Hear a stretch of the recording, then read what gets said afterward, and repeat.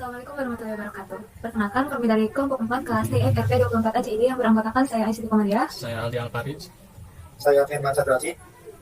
Yang mana pada kesempatan kali ini kami akan mempresentasikan laporan perancangan proyek sistem untuk mata kuliah manajemen proyek Mangkat Anak yang berjudul Tom Taker Sokop Game. Selanjutnya ada latar belakang yang akan dilanjutkan oleh saudara Aldi.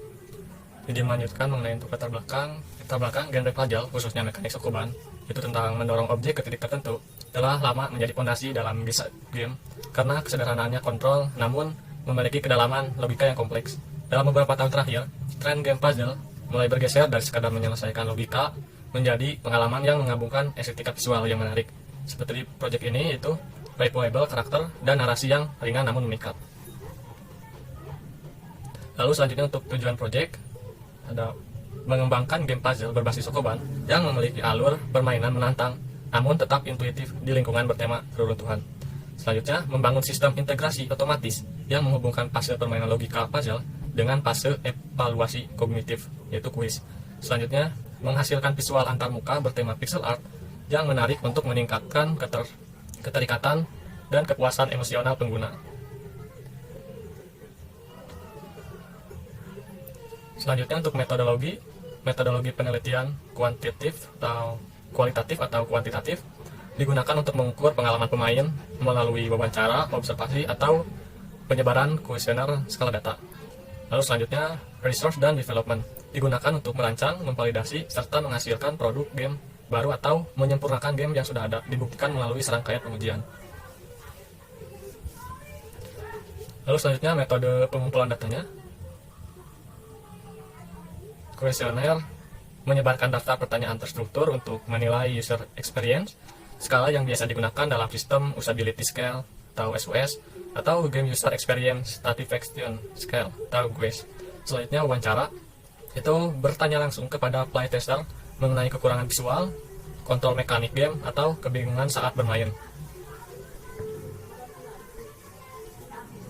Selanjutnya metode analisis data, yaitu kuantitatif dan playtesting. Kuantitatif menganalisis data, menyajikan data dan menarik kesimpulan terkait tingkat kesulitan, alur game, atau kebingungan antarmuka, yaitu user interface. Selanjutnya playtesting menganalisis data temuan, lalu memperbaiki bug, mekanik, atau desain visual game sebelum peluncuran akhir. Oke, izin melanjutkan. Untuk ruang lingkup di sini kita ada 4 ruang lingkup. Yang pertama ada objek penelitian yang dimana itu tuh dirancang dengan mengadopsi dan memodifikasi elemen-elemen kunci dari game referensi yaitu health taker. Yang kedua untuk subjek penelitian ada mahasiswa atau umum sebagai presentasi pemain yang akan melakukan uji coba atau play testing sistem. Yang ketiga untuk fokus penelitian ada perancangan sistem jumlah langkah maksimal yang dimiliki pemain untuk mencapai karakter target atau waifu. Dan yang terakhir itu ada batasan perancangan. Sistem ini hanya mendukung penyimpanan progress level secara lokal atau local save dan tidak mendukung feed.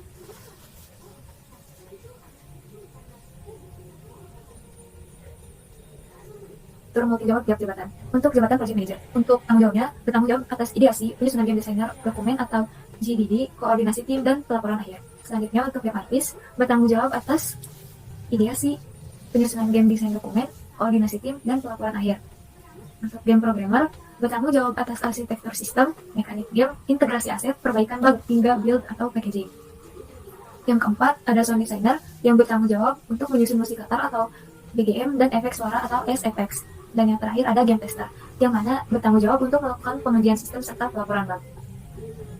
Di sini ada WBS atau Wasteful Bowing System. Untuk level 1 ada kegiatan perencanaan. Level 1.1 ada ide dan perencanaan, yang mana tanggung jawabnya itu oleh game manager. Level 1.2 ada pembuatan game design dokumen, untuk tanggung jawab ada di game manager. Yang kedua ada kegiatan pembuatan aset. Level 2.1 yaitu pembuatan objek dan animasi. Untuk perannya itu ada artis. Level 2.2 ada UI UX design, perannya itu oleh artis. Kegiatan level 3 itu ada produksi suara. Di level 3.1 ada komposisi musik latar atau BGM yang ditanggung-jawabi oleh audio designer. Level 3.2 ada komposisi efek suara atau SFX yang ditanggung-jawabi oleh audio designer. Level 4 ada pembangunan game. Yang level 4.1 itu ada perancangan sistem dan desain oleh programmer. Level 4.2 ada kegiatan perancangan mekanik game oleh programmer. Level 5 ada koordinasi, yang dimana 5.1 itu adalah kegiatan koordinasi antar tim. Project manager, apa lupa nambahin? Oleh project manager. Untuk level 5.2, Game manager. Game manager, maaf. Untuk level 5.2 itu ada integrasi UI, aset, dan audio oleh programmer. Yang keenam itu ada uji kelayakan. Di level 6.1 itu ada kegiatan testing oleh tester. Lalu 6.2 ada laporan bug oleh tester juga. 6.3 ada optimasi dan perbaikan oleh programmer. Lalu di kegiatan terakhir atau level 7 itu ada penutupan. Di level 7.1 itu ada build dan packaging oleh programmer. Level 7.2 ada laporan dan perilisan game oleh game manager. Di sini untuk gancharnya, untuk peran dari game manager itu ada 4 kegiatan atau 4 kode. Untuk kode A itu ada ide dan kegiatan. Ini bagianku. Baik, untuk gancar akan dilanjutkan oleh saudara Firman. Ini sebelum lanjutkan untuk Ganjar di sini ada berbagai kegiatan yang dikumpulkan berdasarkan perannya, yaitu ada game manager, artis, audio designer, programmer dan tester. Untuk kegiatan pertama, ide dan perencanaan dengan kode A dilaksanakan pada minggu pertamanya selama 1 minggu. Selanjutnya B, game design dokumen dilaksanakan setelah ide dan perencanaannya sudah selesai ya, pada minggu kedua dengan durasi 1 minggu. Selanjutnya C, untuk koordinasi tim itu full satu periode selama pembuatan game tersebut. Lalu yang D, laporan dan perilisan game dilaksanakan pada minggu ke-12 atau akhir minggu. Selanjutnya untuk artis ya, ada kode E, yaitu konsep art dilaksanakan setelah ide dan perencanaannya sudah selesai ya, pada minggu kedua sampai minggu ke-4 atau 3 minggu. Lalu F, pembuatan aset dan animasi dimulai pada minggu ke-3 sampai minggu ke-7 selama 5 minggu. Lalu UI UX design pada minggu ke-6 dan ke-7 ya, 2 minggu. Lalu selanjutnya untuk audio designer ada komposisi musik latar atau BGM sama seperti konsep art ya, dimulainya setelah ide dan perencanaan sudah selesai, yaitu pada minggu ke-2 sampai minggu ke-5. Lanjut komposisi sound effect atau effects dilaksanakan pada minggu ke-6 sampai minggu ke-7. Selanjutnya untuk programmer ada kode C, yaitu perancangan sistem dan desain sama seperti sebelumnya, dimulai setelah game design dokumen pada minggu ke-2 sampai minggu ke-5. Lalu untuk K ada perancangan mekanik game, itu dimulai di minggu akhir setelah perancangan sistem dan desain selesai ya, pada minggu ke-5 sampai minggu ke-9. Lalu selanjutnya integrasi UI, aset, dan audio dimulai setelah artis dan audio desainnya tugasnya sudah selesai ya, yang dimana sekarang tinggal diintegrasikan doang sama programnya pada minggu ke-8 sampai minggu ke-11. Selanjutnya optimasi dan perbaikan dimulai setelah tester selesai melakukan testing dan sudah melaporkan bugnya pada minggu ke-10 dan 11.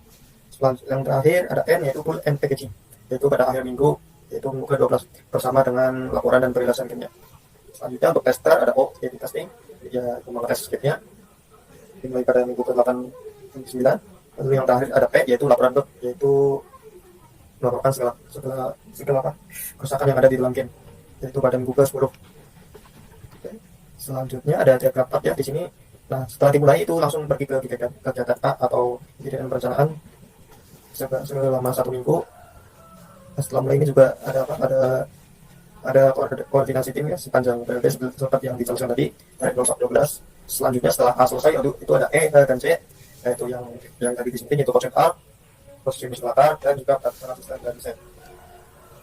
Durasi yang dari sini juga. Oh ya, ada juga B, yaitu pembuatan game untuk mendevelopment. Selanjutnya setelah S selesai ada I, salah tulisan. Jadi setelah S selesai itu ada I, A, selanjutnya kalau ada dan C sudah selesai itu ada kegiatan D ya, yaitu selesai selama minggu. Selanjutnya jika I dan J sudah selesai ada kegiatan O, yaitu setelah kegiatan I, D, setelah B selesai itu ada kegiatan F, yaitu pembuatan aset dan animasi yang D itu 1 minggu, dan F-nya itu durasinya 5 minggu ya.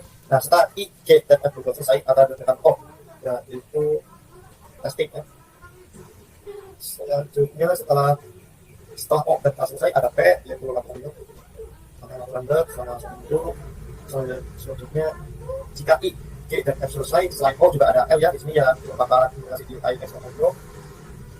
Selanjutnya ada H yang jadi mulai setelah K. Untuk M akan optimasi dan perbaikan. Setelah optimasi dan perbaikan selesai kan, di sini ada N dan E, yaitu yang laporan perilisan game dan optimasi dan perbaikan. N juga harus dimulai kalau P selesai atau laporannya sudah selesai. Nah, untuk testing dan laporan itu ada slide 1 ya, yang mana pelatih ini untuk testing dan lognya bisa ditunda dulu selama selama 1 minggu. Oke, selanjutnya untuk ganti fix. Selanjutnya ada post budgeting ya. Di sini kita lihat ada anggaran per minggu, total anggaran kegiatan, total biaya per bulan, dan presentasi dari total anggaran. Karena bagi dalam perencanaan berarti 1 minggu, dan biasa kami dengan 1 juta. Selanjutnya untuk GPP durasinya juga sama, seminggu, total per minggu 250.000. Selanjutnya untuk koordinasi tim, durasinya full ya 12 minggu, dengan per minggu durasi per minggunya 800.000, yang jika di total itu ada 9.600. Lalu total laporan dari sampai durasinya juga singkat ya 1 minggu, dengan anggaran per minggunya itu 500.000. Selanjutnya untuk artis, nah untuk game manager ini total biaya per ada 11.850.000. Nah, presentasi total anggarannya benar-benar presentasi dulu. Selanjutnya untuk peran ada artis, pokok kartnya berarti ada 3 minggu, biaya per minggu 1.200, dan jika diakumulasikan itu ada 3.600.000.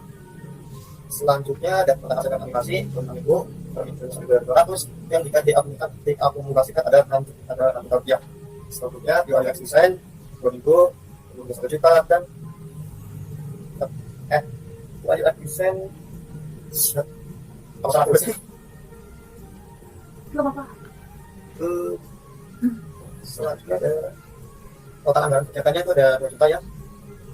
Selanjutnya Adobe Designer dengan fokus untuk kita kegiatannya dan itu dengan anggaran per minggu 900, totalnya 6 juta.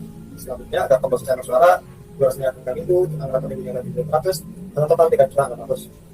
Selanjutnya programmer, ini yang paling mahal. Untuk kegiatan pertama ada rancangan sistem dan desain, durasinya 1 minggu, anggaran per minggu 1 juta, dan jika dikatakan itu 1 juta.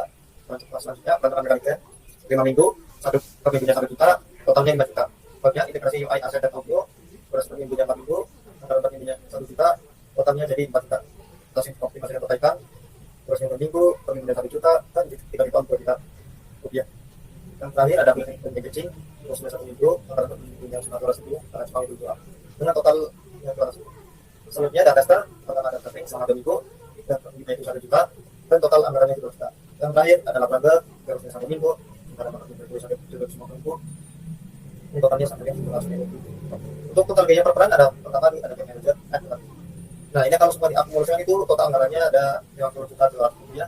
Dengan ya total biaya per perannya yang pertama ada game manager dengan total 11.850.000, dan presentasi total dari total anggaran itu dengan rumus total biaya per peran dibagi total anggaran lalu dikali 100%, yang dimana hasilnya adalah 23,61%. Selanjutnya ada artis yang total biaya per perannya 10,7, total presentasinya itu ada 21,51%. Selanjutnya ada audio desainer yang total biaya per peran 9.600, presentasi dari totalnya itu 19,5. Selanjutnya ada programmer, nah ini yang paling mahal dan paling mahal. Totalnya itu 15.200.000 dengan presentasi dari total anggaran itu 30,22%. Yang terakhir ya yang dari yang paling rendah yaitu tester, itu totalnya ada 2.350.000 dengan presentasi dari total anggaran itu ada 5,48%. Nah, silakan lanjutkan.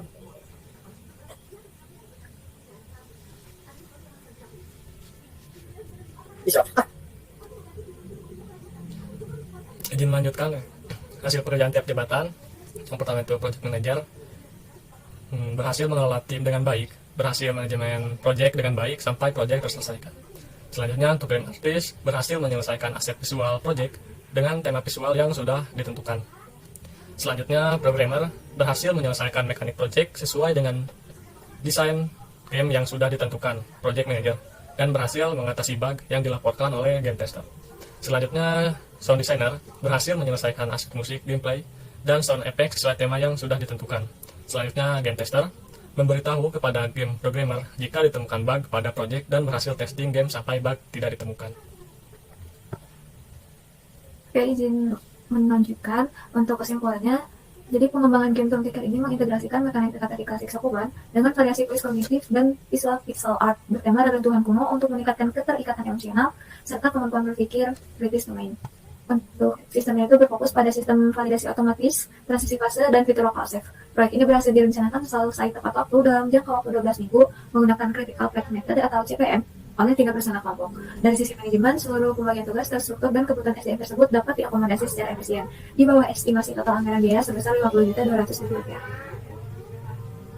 mungkin dicukupkan dari kelompok kami untuk presentasi kali ini. Mohon maaf atas kekurangannya. Terima kasih atas perhatiannya. Kami tutup. Wassalamualaikum warahmatullahi wabarakatuh.